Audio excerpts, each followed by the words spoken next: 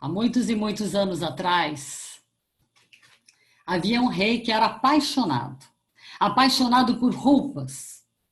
O seu armário estava lotado de roupas de todos os estilos e cores e modelos. Ele gostava de colocar uma roupa para cada ocasião. O café da manhã era depois do passeio, depois da hora do almoço. E assim ele ficava trocando de roupa o dia inteiro de frente para o espelho. E quando perguntavam pelo rei, a resposta era sempre a mesma. O rei está no seu aposento, trocando de roupa. Acontece que um belo dia, dois vigaristas, sabendo deste gosto excêntrico do rei, resolveram armar um golpe. Os dois se apresentaram no palácio como que fossem dois tecelões, os mais famosos e os mais competentes tecelões de todos os reinados. E eles prometiam para o rei confeccionar uma roupa muito especial, que aos olhos dos tolos ela se tornava invisível. Ou seja, os idiotas não conseguiriam ver a tal roupa. O rei ficou muito tentado com aquela proposta, porque dessa forma ele descobriria quem no seu reinado era incompetente ou infiel. Ele também poderia distinguir os inteligentes dos tolos. Então, ele fez a encomenda, apesar do alto custo, e também deu para aqueles dois vigaristas metros e metros de seda do Oriente, fios e fios de ouro, como eles tinham requisitado. Porém, todo esse material ficou guardado. O rei adiantou uma boa parcela em dinheiro para que os trabalhos fossem começados imediatamente.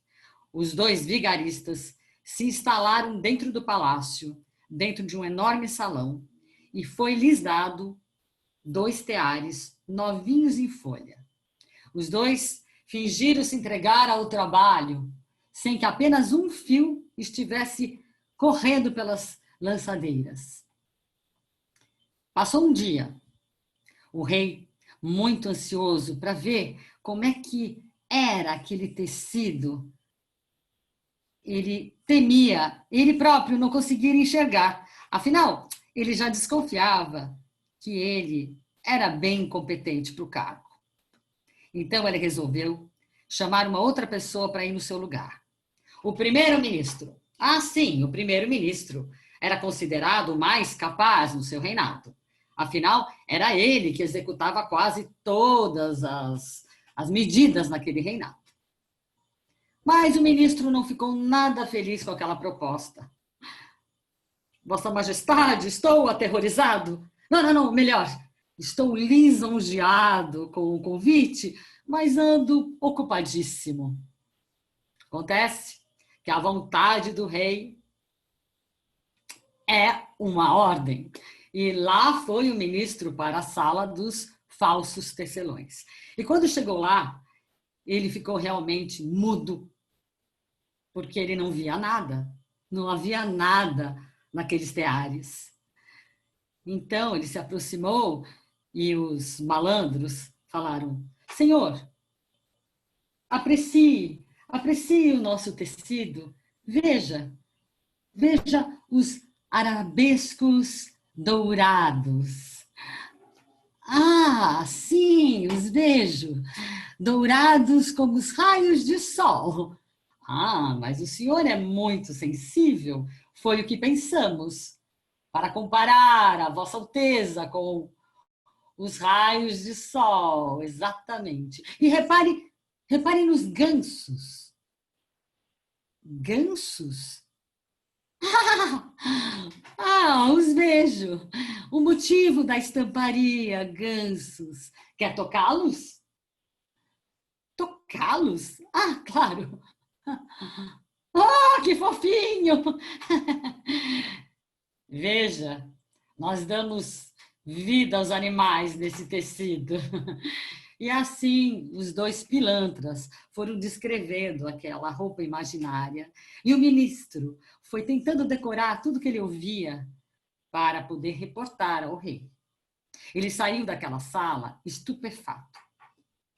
E quando encontrou com o rei, estava ansioso, já perguntando: então, enxergou o tecido? Sim, enxerguei até mais do que imaginava. Ai, o rei ficou aliviadíssimo. E o primeiro-ministro descreveu todo aquele tecido como era. O rei, então, mandou que enviassem mais dinheiro para os pilantras e mais metros e metros de seda do Oriente e fios de ouro. E naquela noite, ele mal conseguiu dormir. Passou a noite perambulando pelo palácio, porque ele queria muito ver aquele tecido, mas não teve coragem. Então, logo cedinho de manhã, ele chama o ministro das Finanças. Quero que vá no meu lugar inspecionar os tecelões, pois tive uma noite horrível, estou muito indisposto. Mas, Vossa Majestade, eu sou apenas o ministro das Finanças, não conheço nada de moda, aliás, não conheço nada, só sei do dinheiro, dos números. Mas acontece que a vontade do rei é uma ordem, e lá foi o ministro das Finanças. Entrou na sala dos tecelões e foi a mesma coisa. Ele não enxergava nada, pois não existia roupa alguma. Os dois malandros continuavam descrevendo todas as maravilhas daquela roupa, inclusive adicionaram alguns detalhes, como a longa cauda que se estendia até o chão, com suas franjas azuis da cor do mar, as botadeiras, combinando com os botões da camisa em madrepérola, etc. O ministro das Finanças, vestido de falsidade, reportou tudo à majestade, que ficou muito mais feliz do que estava, e logo mandou anunciar que daqui 2 dias ele faria o seu desfile pelo centro da cidade, para que todos pudessem apreciar tamanha riqueza.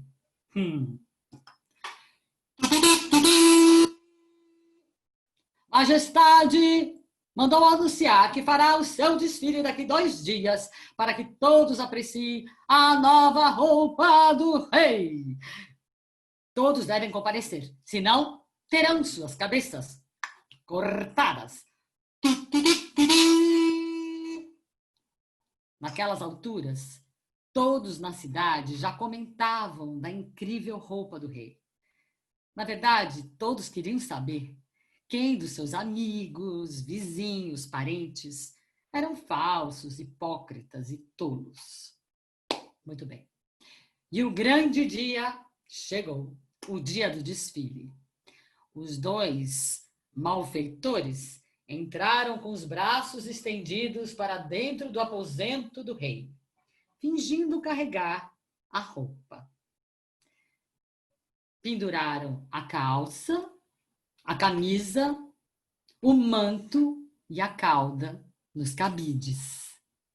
A corte esperava a reação do rei, que apenas fitava os cabides solitários e vazios dentro do seu armário. De repente, magnífico! Exuberante! Ai, todos aplaudiram e repetiram: magnífico, exuberante, basta! O rei, muito impaciente, queria vestir a roupa. Então, ele se despiu e ficou usando apenas as suas ceroulas brancas de rendinhas. Então, os camareiros fingiram colocar a primeira perna, a segunda perna, a blusa, uma manga, a outra, um manto. E de frente para o espelho, completamente nu, ele fingia arrumar os últimos detalhes daquele traje. Ai, que levinho! Parece nuvens!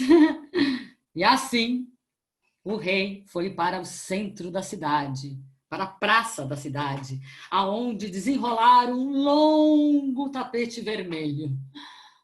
O rei, então, vestido apenas suas ceroulas, dava pomposos passos sobre aquele tapete vermelho. E a população, maltrapilha e desdentada, comentava: mas que linda roupa do rei, não é? Nunca vimos nada igual, mas veste tão bem. Veja que maravilha! E assim todos iam comentando, e o rei desfilando, e os camareiros fingindo carregar aquela longa cauda, quando de repente uma criança disse assim: o rei está pelado! Um silêncio mortal se fez naquela cidade. O pai do menino chamou a atenção. Vejam, vejam! Ouçam o que essa criança diz. O rei está pelado. E aos poucos, todos começaram a comentar. O rei está pelado, está pelado? Não, ele está pelado. Ah, ele está pelado, está pelado, está pelado. O rei está pelado. A corte não sabia o que dizer e o que fazer. Só esperavam ver o que o rei fazia. Mas o rei preferiu fingir que nada ouvia. Preferiu fingir que nada via e continuou caminhando, dando seus pomposos passos, fazendo gestos de reverência, e os seus passos foram acelerando até chegar na carruagem e sumir para dentro do palácio. Nessa altura, aqueles dois golpistas estavam celebrando o sucesso do golpe. O golpe. E o rei?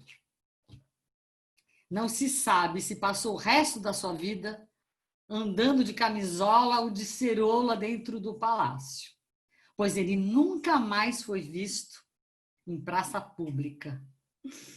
E foi assim que uma inocente criança desmascarou o hipócrita, o incompetente, o idiota daquele rei que só sabia se preocupar com a sua aparência.